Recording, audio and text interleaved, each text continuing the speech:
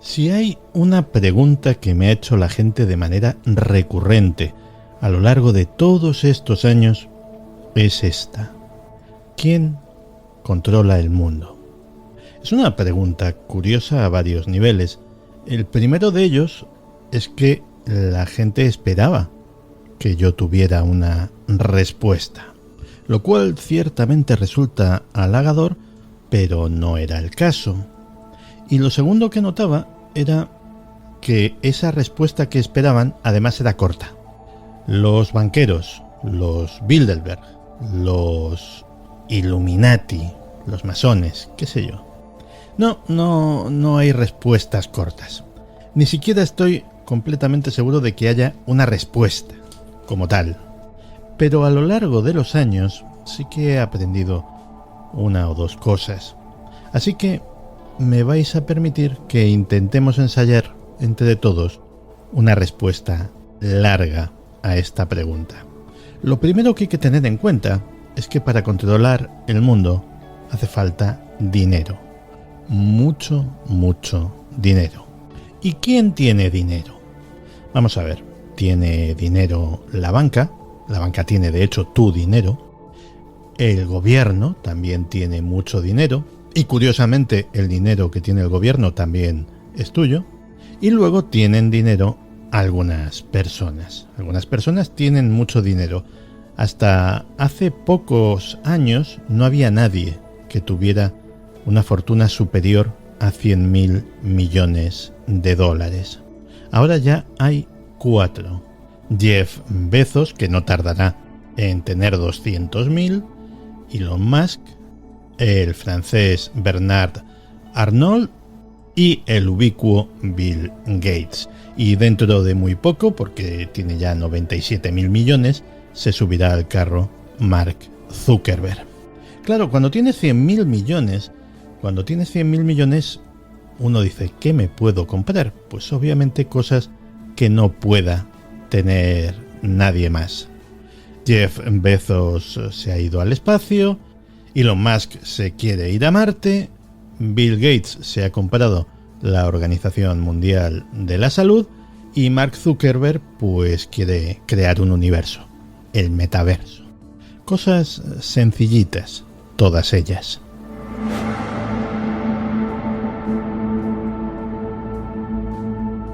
Claro, vemos a estos personajes y es muy tentador decir, oye, pues estos tíos son los que dominan el mundo. Y en efecto tienen mucho dinero y pueden influir en determinadas cosas, pero no son los jefes.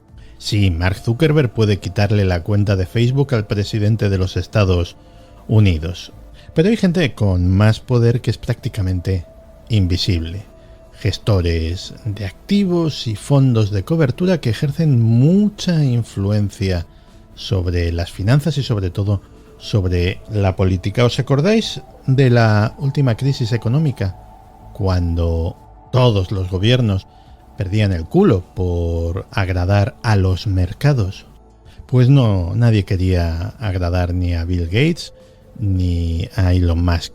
A quien querían agradar era a estos personajes invisibles. Decía que para controlar el mundo, para tener ese poder, hay que tener mucho dinero. ¿Para qué vale ese dinero? Vale para influir sobre los demás, sobre todo sobre esos demás que han salido elegidos por nosotros a través de las urnas. Las grandes empresas transnacionales, las grandes instituciones financieras pueden tener ese poder. Básicamente, sus acciones pueden configurar decisiones políticas, no simplemente repartiendo maletines aquí y allá, que algo de eso también hay, sino sencillamente pueden hacer que tus medidas, tu programa, tu gobierno sea un éxito o un fracaso.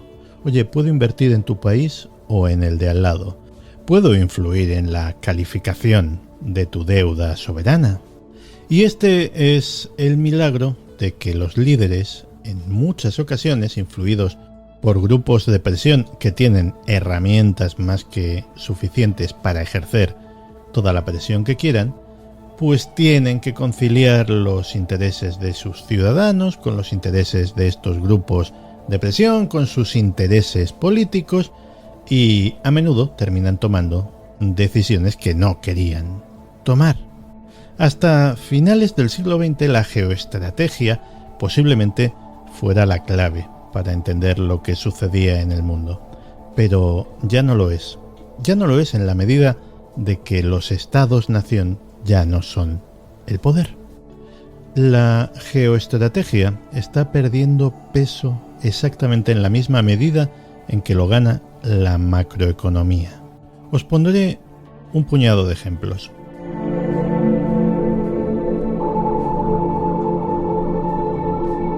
Vamos a poner en el mismo rasero el PIB de las empresas, el Producto Interior Bruto de las empresas y de los países.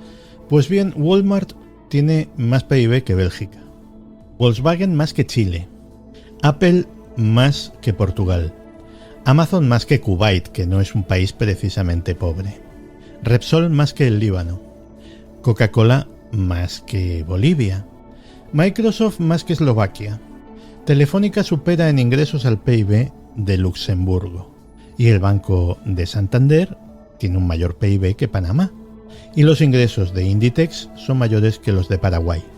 Incluso los de Mercadona son mayores que los de un país, que los de Nepal, concretamente. Y he citado a propósito empresas muy, pero que muy conocidas. Y sin embargo, esas no son las que nos tienen que preocupar. Hay otras empresas, cuyos nombres a lo mejor no has oído nunca, que sin embargo pueden tener un volumen tan grande o mayor que algunas de las citadas y sobre todo, dada la naturaleza de sus actividades, muchísimo más poder. Empresas como Berkshire Hathaway, como BlackRock, como Parametric, como Geode, Vanguard, Northern Trust, Capital Group, por supuesto Morgan Stanley y Goldman Sachs. ¿No conoces estas empresas? Porque no fabrican nada y no venden nada.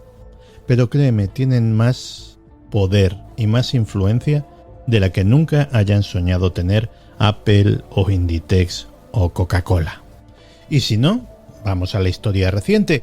En 2007 Wall Street y gran parte de los bancos del mundo estuvieron a punto de colapsar porque las instituciones financieras habían hecho un agujero de 7 billones de dólares en activos tóxicos y deuda en sus balances. Y eso llevó a la ruina a una infinidad de ciudadanos y a una infinidad de empresas, menos a las causantes. Esas se salvaron en su práctica totalidad, rescatadas con el dinero de los mismos contribuyentes que estaban sufriendo sus anteriores desatinos. ¿Y todo por qué? Porque eran demasiado grandes para caer. Os aseguro que si por alguna razón en el futuro Microsoft o Apple o Facebook o Amazon se encuentran en dificultades semejantes, os aseguro que nadie acudirá en su rescate. Y estos también son grandes, podían ser demasiado grandes para caer, pero no tienen la clase de poder que hace falta para que los gobiernos se preocupen específicamente por ti.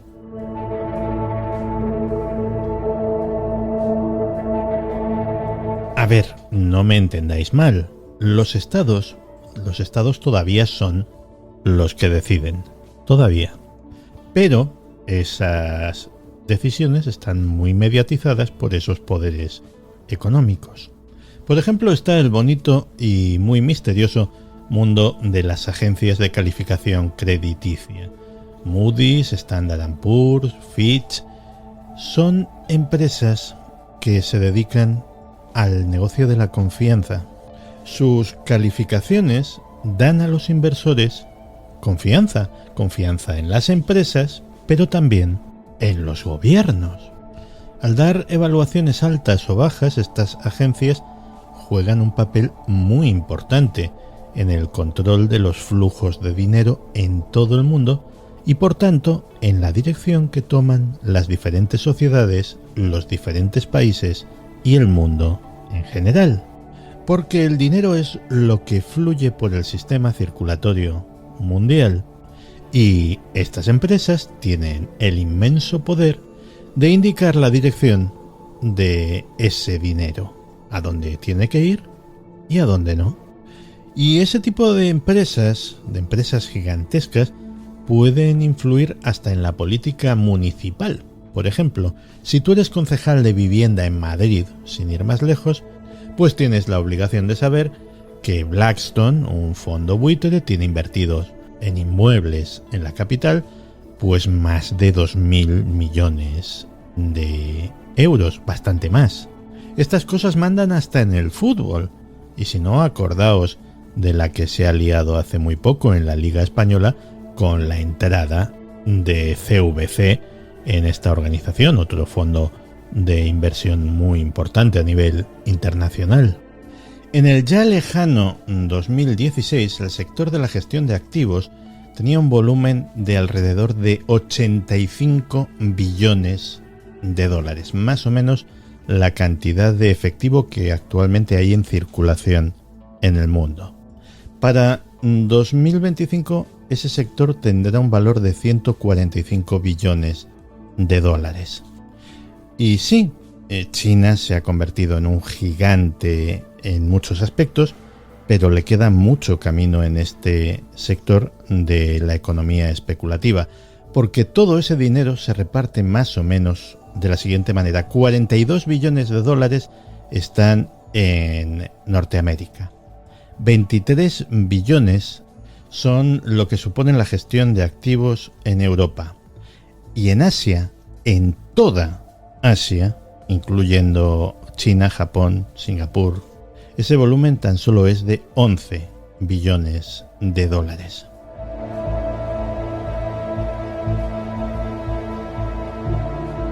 Si el dinero es lo que hace que el mundo gire, entonces hay que concluir que a nivel global o a nivel nacional, la democracia es algo de cara a la galería. En realidad, esto es una oligarquía. Atendamos a las cifras. 80 millones de personas, la mayor parte de ellas estadounidenses, europeas, chinas e indias, tienen más riqueza que el resto de la humanidad, que los 7.000 millones restantes. Pero entre esos 80 millones de privilegiados, la riqueza también está muy mal repartida.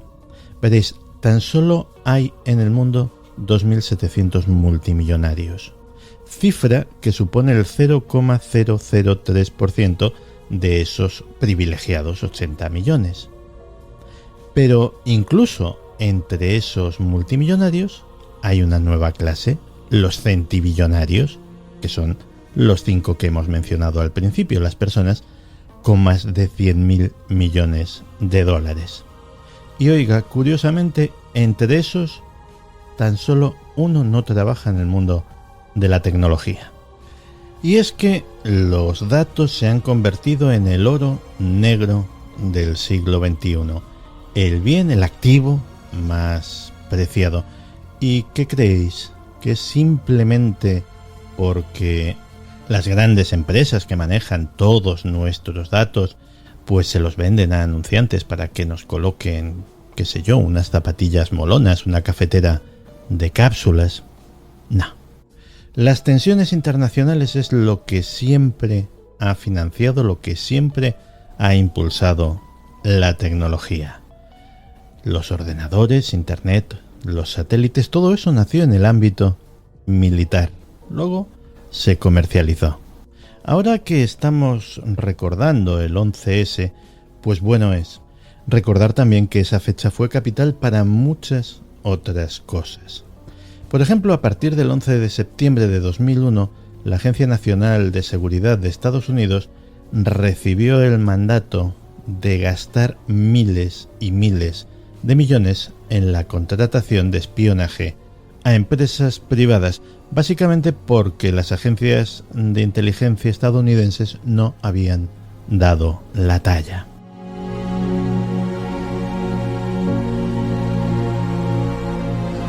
La Segunda Guerra Mundial impulsó grandes cambios tecnológicos, la Guerra Fría impulsó grandes cambios tecnológicos y la guerra contra el terror también impulsó grandes cambios tecnológicos. ¿No viste caer las Torres Gemelas a través de YouTube? ¿No lo comentaste en tu muro de Facebook? Y no pusiste ningún tuit al respecto porque no existían ninguna de esas cosas. Todo eso vino después, cuando la Agencia Nacional de Seguridad de Estados Unidos comenzó a cumplir ese mandato y la guerra contra el terror proporcionó el pretexto para crear una nueva economía de datos, básicamente espiando a todo el mundo. ¿O qué os creéis? ¿Que estas cosas se crearon para ver vídeos de gatitos? Venga ya. La CIA tiene su propia compañía de capital riesgo, se llama In-Q-Tel. In-Q-Tel lo que se dedica es a financiar, sin ánimo de lucro, su beneficio no está en el dinero, a financiar empresas especialmente tecnológicas que puedan servir en el futuro para los fines y objetivos de la propia CIA. Hay muchas. De hecho, en la misma Wikipedia podéis encontrar un listado bastante extenso y los que conozcáis el mundo de la tecnología os llevaréis alguna que otra sorpresa. Por ejemplo, que Niantic, la empresa que hizo Pokémon GO, estaba financiada por In-Q-Tel. ¡Sorpresa! Hay lazos que unen a In-Q-Tel con empresas mucho más grandes, con los orígenes de empresas como Facebook o como Google.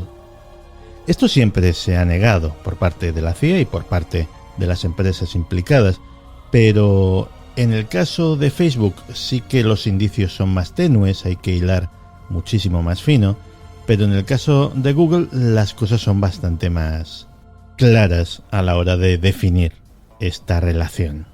Lo que el presidente Eisenhower llamaba el complejo militar industrial ha mimado a las empresas tecnológicas estadounidenses y ha conseguido el milagro de que de las 10 mayores compañías mundiales, 6 pertenezcan a ese sector y a ese país, al sector tecnológico estadounidense.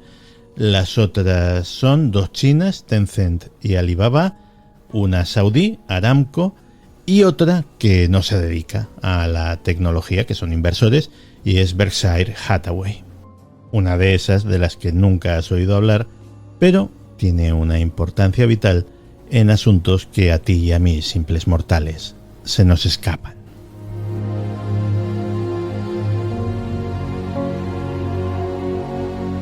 En 2018, Apple se convirtió en la primera empresa del mundo en valer $1 billón. Y 2 años después ya valía 2 billones. Amazon se convirtió en la segunda empresa en entrar en ese club en 2020 y Microsoft le pisa los talones. Y que estas empresas acumulen esa enorme cantidad de dinero, y reitero, el dinero es poder, hace que los individuos que están detrás de ellas también amasen una riqueza sin precedentes. Y así es como hablamos de esos 100.000 millones de Jeff Bezos, de Bill Gates, a los que está a punto de llegar Mark Zuckerberg. Y no estamos hablando solamente de dinero, estamos hablando de algo que domina la geopolítica mundial. Vamos a ver, Apple, por ejemplo, para que tú tengas un iPhone, un iPad, hacen falta una cosa que se llama tierras raras, minerales imprescindibles para la tecnología de hoy en día. El coltán es el más conocido. Esos metales se encuentran en lugares como el Congo, por ejemplo, donde las guerras civiles respaldadas por los países occidentales por razones económicas alcanzan desde hace tiempo niveles de muerte y destrucción absolutamente disparatados. Para que todos los productos tecnológicos de los que disfrutamos lleguen a nuestras manos a un precio más o menos asequible, hacen falta enormes cantidades de mano de obra barata, mano de obra china. Y gracias a ello, pues los países occidentales, las democracias occidentales mantienen relaciones diplomáticas con un país como China, que tiene un déficit democrático y de derechos humanos importante, pero que tiene una gran reserva de esa mano de obra barata. Por lo que a veces se escenificarán diferencias, encontronazos, pero os aseguro que la sangre nunca llegará al río, porque sería malo para los negocios. Y si esto os suena al tipo de cosas que se dicen en las películas de mafiosos, pues la analogía no es en absoluto disparatada, porque en el fondo es de lo que se trata, de negocios. Da igual que sean familias con apellidos italianos en Nueva York que países o superpotencias enteras.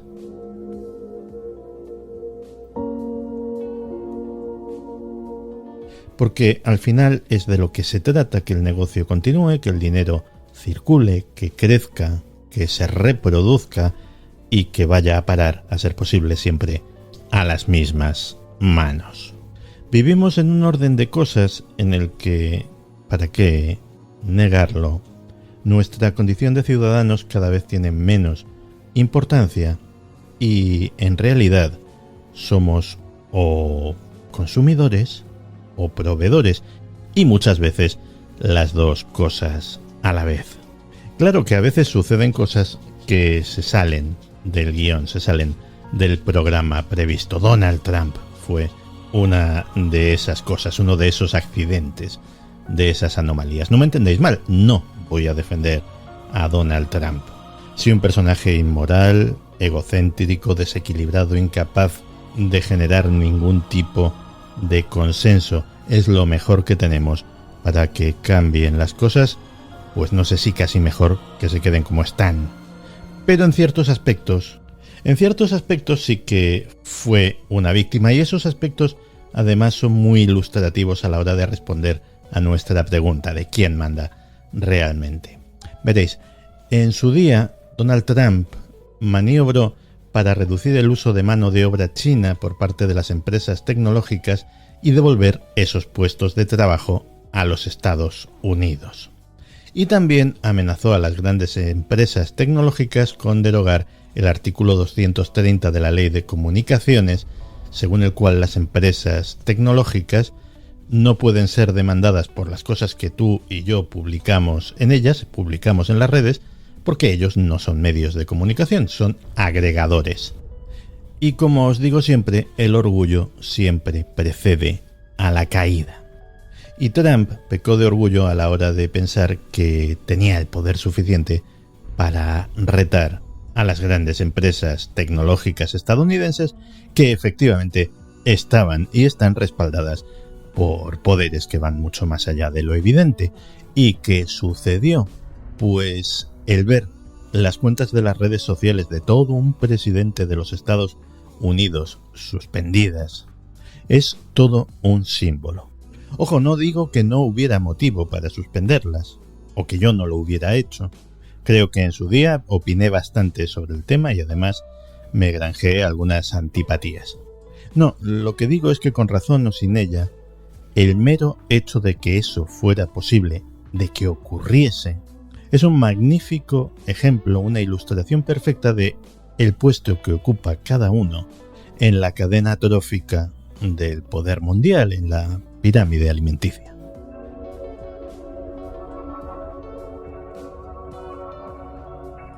Así que sí, podéis llamarme cínico, pero yo creo que la tan cacareada neutralidad de las empresas tecnológicas es tal hasta el punto de que alguien intente hacer una política en su contra. En ese momento probablemente se acabó la neutralidad, las amistades, las buenas palabras y comenzarían los juegos sucios. Y me preguntaréis, bueno, vale, esta historia es bastante impresionante, pero exactamente qué tiene que ver con todo esto que nos contabas en el principio de empresas semidesconocidas que eran superpoderosas, etcétera, etcétera. Claro, ¿quién creéis que forma parte del accionariado de todas estas empresas tecnológicas? Por poner un ejemplo, Alphabet, que es la propietaria de Google, pues resulta que en su accionariado pues están BlackRock, Fidelity, State Street Global, Vanguard y otros grandes fondos de inversión. La única excepción entre las grandes tecnológicas es Amazon, porque Jeff Bezos tiene la mayoría de las acciones de su empresa, aunque estos grandes fondos de inversión, estas empresas cuyo nombre a veces ni siquiera nos suena, también forman parte del accionariado. O sea, lo que os estoy intentando transmitir es que no resulta que las grandes empresas tecnológicas tengan el poder, sino que son una herramienta más de los que realmente detentan el poder, que son aquellos de los que hablábamos al principio. Y curiosamente, en todas las empresas se repiten los mismos nombres: Fidelity, Vanguard, BlackRock, etcétera, etcétera, con mínimas variaciones de una a otra. Para que os hagáis una idea, lo normal es que en una gran empresa tecnológica de estas, insisto que Amazon es una anomalía en este campo, lo normal es que los grandes fondos de inversión posean el 80% de la compañía. Grandes fondos de inversión, no accionistas individuales como podríamos ser tú y yo. Y ahora es cuando viene la gran paradoja y la gran maniobra de despiste de todo esto. Veréis, cuando se reúne el grupo Bilderberg o el Foro Económico Mundial o ese tipo de organizaciones en los que, mucha gente rica y poderosa se reúne para hablar de sus cosas, de ricos y poderosos, claro, todos nos fijamos ¿en qué nombres? En los nombres que conocemos, sobre todo los que vienen del ámbito político, quizá algún empresario famoso, pero esos no son los importantes de la reunión, ni muchísimo menos. En las listas de invitados a esas reuniones tan exclusivas hay un montón de nombres prácticamente desconocidos para cualquiera que no sea un experto en economía internacional. Esos son los importantes. A fin de cuentas, esos foros, esas reuniones, sirven para que el dinero, los que manejan el dinero, los que tienen el poder de controlar los flujos de dinero, se vean cara a cara con el otro poder, el poder político, y todos nos aseguremos de que estamos remando en la misma dirección. No os creáis nada tan burdo como que alguien da instrucciones directas a nadie. No hace falta. Todos somos gente inteligente y refinada y sabemos leer entre líneas. Claro, eso es lo que más miedo me da de todo. Un dictador fascista, comunista, una sociedad secreta, tenga los fines que tenga, los satánicos, yo qué sé. Son seres humanos. Tienen fines de seres humanos. Tienen una idea de sociedad. Equivocada o no, nos puede parecer terrible o maravillosa, pero tienen una idea de sociedad que ellos piensan que es la mejor, en la que ellos piensan que la gente va a ser feliz, aunque haya que obligarla a palos, porque la gente muchas veces no sabe lo que es mejor para ella. Así es como suele pensar esta gente. Pero aquí no estamos hablando de eso. Aquí estamos hablando de corporaciones. Y las corporaciones no son seres humanos. Ni tienen los intereses, los anhelos, las esperanzas, los proyectos propios de los seres humanos. No, son otra cosa. Y desde luego no os engañéis, las corporaciones tienen una voluntad por encima de las personas que forman parte de ellas, incluidas las personas que las dirigen. Porque todo el mundo tiene que dar cuentas a alguien, a un comité, a una junta de accionistas, a un consejo de administración, y ahí las cosas se diluyen. No, las corporaciones solo tienen dos únicos propósitos: perpetuarse y crecer, obtener más beneficios, más influencia, más dinero, y el dinero es poder. Y todo ello al precio que sea necesario. Caiga quien caiga, cueste lo que cueste. No sé vosotros, pero de verdad yo preferiría que los que de verdad controlasen el mundo fueran seres humanos, buenos o incluso malos, o que fueran alienígenas, pero no es el caso. Aquí estamos hablando de entidades abstractas, sin rostro, inhumanas, despiadadas, y las más de las veces hasta invisibles.